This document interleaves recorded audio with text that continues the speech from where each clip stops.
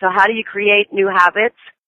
The same way you created the old ones, through the repetition of the small stuff, the daily stuff that we're talking about. So with a focus on the small things, you can create new habits made of different actions and behaviors and create higher self-esteem and clearly higher results. So back to looking at some of the small stuff that you might want to create different habits on. I want you to think about if you watched a videotape of you for the last 7 days, 24 hours a day. At the end of viewing this videotape, would you date yourself? Would you hire yourself?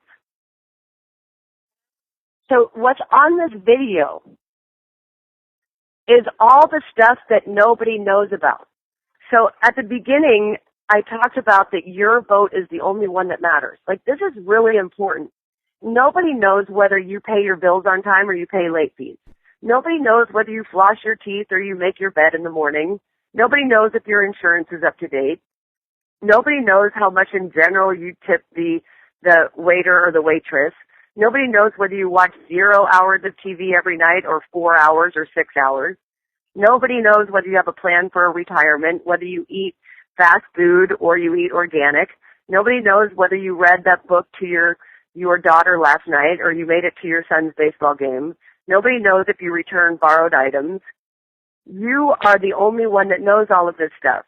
So even if, everyone thought I was so great and said, Renee, you are so great, you are so great, right? In my brain, I go, well, if you knew this, if you knew this, if you knew this, if you knew this, if you knew this, which is why my vote is the only one that matters. Like, I have to make my relationship with my self-esteem, how I view myself, the number one priority.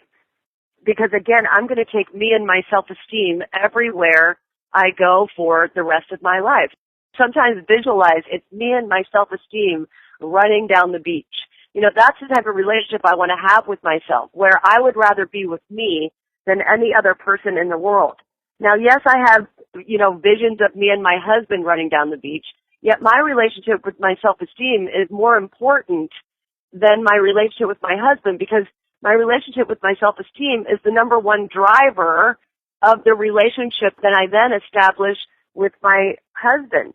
And I kind of view it as like it's me and my self-esteem for the rest of my life. That is guaranteed. And then my lucky husband gets to spend a couple hours a day with me and my self-esteem.